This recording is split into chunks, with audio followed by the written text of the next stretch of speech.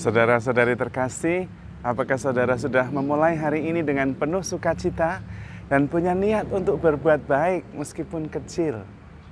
Semoga Tuhan memberkati niat baik saudara. Hari ini saya ingin mengajak kita semua untuk merenungkan tentang keheningan dan kesepian, antara solitude dan loneliness. Hening tidak selalu berkaitan dengan sendirian. Sepi juga tidak selalu berkaitan dengan sendirian. Ada orang yang kesepian ketika bahkan di tengah orang-orang banyak.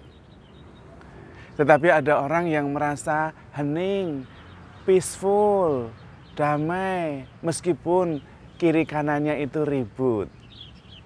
Nah, apa sih yang membuat orang merasa kesepian? Dan apa sih yang membuat orang merasa sungguh-sungguh hening, tenang? Kuncinya ada pada kata hubungan, terhubung, koneksi, connected. Kuncinya di situ. Orang yang kesepian adalah orang yang tidak terhubung dengan yang lain, disconnected dengan yang lain, terpisah dengan yang lain, kendati dia bersama-sama orang lain. Sementara keheningan, meskipun dia sendirian, tetapi dia merasa peaceful, damai, tenang, hening, karena dia merasa terhubung dengan yang lain. Entah itu Tuhan, entah itu sesama, entah itu alam semesta, dan entah itu diri kita sendiri. Maka orang yang sendirian bermeditasi, merasakan kesatuan antara pikiran, perasaan, batin, dan badannya, sadar sepenuhnya, dia hening, bukan kesepian. Tetapi orang yang tidak dilibatkan dalam suasana kegiatan tertentu, lagi ribut sana sini, dan kita ada di situ tetapi tidak dilibatkan, tidak diperhatikan, kita merasa kesepian. Nah, unsur-unsur yang membuat kita terhubung itu macam-macam. Ada komunikasi, ada persamaan dasar atau akar yang sama, ada juga kenangan bersama. Tetapi terutama komunikasi dan kebersamaan. Maka sebetulnya tradisi-tradisi kita, tradisi-tradisi nenek moyang kita, itu banyak yang berusaha untuk menjaga keterhubungan ini. Salah satu contohnya cengbeng. Nah, cengbeng itu juga merupakan tradisi yang berusaha untuk menjaga keterhubungan antar saudara ini. Ada yang namanya fungsi laten. Fungsi laten adalah fungsi yang tersembunyi dari sebuah kegiatan, itu dalam antropologi ya. Misalnya cengbeng ini. Cengbeng ini fungsi utamanya adalah mendoakan orang yang meninggal, orang tua kita terutama. Ya, ada papa mama, ada kakek nenek ya.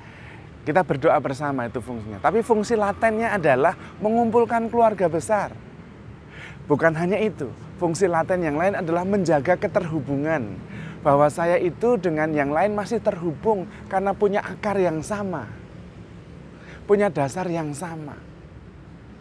Pada waktu berdoa itu biasanya terjadi ada percakapan. Orang yang tua mengatakan, oh ini kungkung, ini popo, ini encim dari pihak kungkung, ini encek dari pihak popo, ini keponakan, macam-macam, bla bla bla bla, ini macam-macam. Dan kemudian semua merasa terhubung, menjadi bagian satu sama lain, lalu tidak kesepian. Tradisi-tradisi kita menjaga seperti itu sebetulnya. Kalau tidak pernah ikut sama sekali, mungkin dari pihak encek ini sudah tidak ngerti lagi, anak-anaknya tidak pernah terhubung lagi dan bisa hilang. Maka sebetulnya salah satu kehilangan besar ketika orang tua kita itu dikremasi lalu dilarung di laut, kehilangannya adalah kehilangan fungsi laten itu. Berdoa bersama, menunjukkan dasar ikatan yang sama, itu kita kehilangan. Memang bisa sih kumpul bersama, lalu ke laut, menabur bunga di laut, oke itu bisa, masih bisa. Hanya sangat terbantu ketika kita berdoa bersama di sekitar makam, lalu ada percakapan mengatakan ini siapa, hubungannya apa. Lalu kemudian kita mengerti, oh saya dengan dia itu masih dekat. Nah itu dia. Tradisi-tradisi kita banyak yang mempunyai fungsi laten untuk menjaga supaya keterhubungan, relasi, hubungan itu terus terjaga. Juga misalnya dengan Singyen ya, tahun baru, sama. Kumpul keluarga besar, ya. Lalu mulai melihat, oh ini siapa, oh ini anaknya encim itu dari pihak laki-laki, dari pihak perempuan, oh ini kyumo, ini kyuku, segalanya ada di situ. Lalu relasinya menjadi jelas, masing-masing pribadi memperoleh tempatnya. Nah itu dia. Sama dengan gereja Katolik mengadakan perayaan Ekaristi, supaya masing-masing terhubung. Oh, dia itu dari lingkungan itu, wilayah sana. Ketua lingkungannya ini, itu. Lalu bersama-sama berdoa, mempunyai Tuhan yang sama, lalu menjadi tubuh Kristus yang sama. Karena Tuhan membagi-bagikan tubuhnya. Inilah tubuhku makan, inilah darahku minum. Kita mempunyai hubungan dasar yang sama, tubuh yang sama, darah yang sama.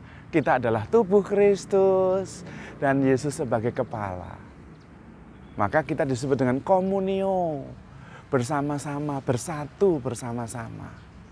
Kesatuan dasar yang sama. Kemudian di breakdown lagi, oh ini wilayah 9, oh ini lingkungan Timoteus atau apalah terserah. Merasa menjadi bagian. Kalau ada urusan tertentu, tanda tangan lingkungan, ketua lingkungan. Itu adalah keterhubungan, menjadi bagian. Karena itu Tuhan Yesus menjamin kepada kita bahwa kita tidak akan kesepian, meskipun sendirian. Kenapa? Immanuel, aku menyertai engkau sampai akhir zaman. Maka penting kalau kita tidak mau kesepian, tetapi mengalami keheningan, harus menjaga relasi, menjaga hubungan. Orang yang berdoa sungguh-sungguh, berbagi pengalaman dengan Tuhan, berbagi suka dan duka, tidak pernah kesepian. Karena Tuhan menjamin Dia akan menyertai kita. Dan kita mau berbagi dengan Tuhan. Karena itu tema Keuskupan Agung tahun ini untuk Prapaskah dan Paskah luar biasa. Makin mencintai, makin terlibat, makin menjadi berkat. Kalau kita ingin selalu saling mencintai, terhubung satu sama lain, kita tidak pernah kesepian. Maka kuncinya adalah kita membuka diri untuk mencintai dan menerima cinta dari orang lain. Kemudian terlibat dan melibatkan orang lain. Supaya dengan cara mencintai dan melibatkan, kita menjadi berkat. Tidak kesepian, karena kita terhubung dengan yang lain. Kalau kita tidak pernah berdoa, tidak pernah sendirian, kita akan merasa terasing. Kita akan merasa kesepian, kendati kita tidak sendirian. Maka kita perlu menjaga waktu-waktu hening, saat-saat hening. Ketika antara pikiran, perasaan, hati, dan badan kita itu menyatu. Tidak terpisah-pisah. Pikiran di mana, badannya di mana. Perasaannya di mana. Terpecah diri kita. Justru kesepian kita. Tetapi kalau kita hening, bersatu antara pikiran, perasaan, badan, hati, dan terhubung dengan Tuhan, dengan alam semesta, dengan sesama, kita tidak kesepian, kita merasa justru penuh, utuh, dan terhubung dengan yang lain. Maka kita mesti berusaha untuk terus-menerus mau mencintai, mau membuka diri, kemudian melibatkan diri dan melibatkan orang lain dalam hidup kita. Berbagi pengalaman, berbagi hidup, berbagi cerita. Apa saja diceritakan. Itulah kemudian saya tidak sendirian. Tentu keterhubungan yang paling indah dan paling dalam adalah keterhubungan dengan Tuhan. Kita harus berbagi pengalaman, perasaan suka dan duka, perasaan berhasil, gagal, baik, buruk, dosa, penuh rahmat. Cerita semua kepada Tuhan dan kemudian pasrah kepada Tuhan. Tuhan pasti menemani kita, Tuhan pasti menerima kita, pasti mengampuni kita, dan kemudian kita pasti terikat, terhubung dengan erat. Karena itu kita perlu menghabiskan waktu bersama dengan Tuhan, kita perlu berbagi cerita dengan Tuhan, supaya kita terus terhubung. Tuhan yang Immanuel itu kita rasakan. Pola ini bisa kita juga terapkan kepada sesama. Kita berbagi dengan orang-orang yang kita cintai, berbagi cerita, berbagi momen-momen indah. Karena itu dalam Ekaristi kita mengenangkan Tuhan, anamnese.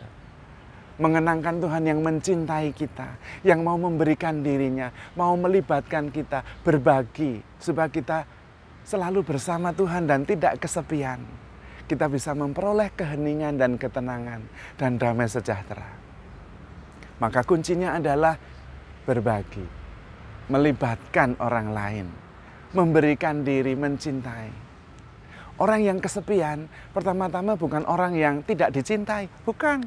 Tetapi orang yang tidak membuka diri dan mencintai, melibatkan orang lain dalam hidup kita. Dan kita terlibat juga dalam hidup orang lain.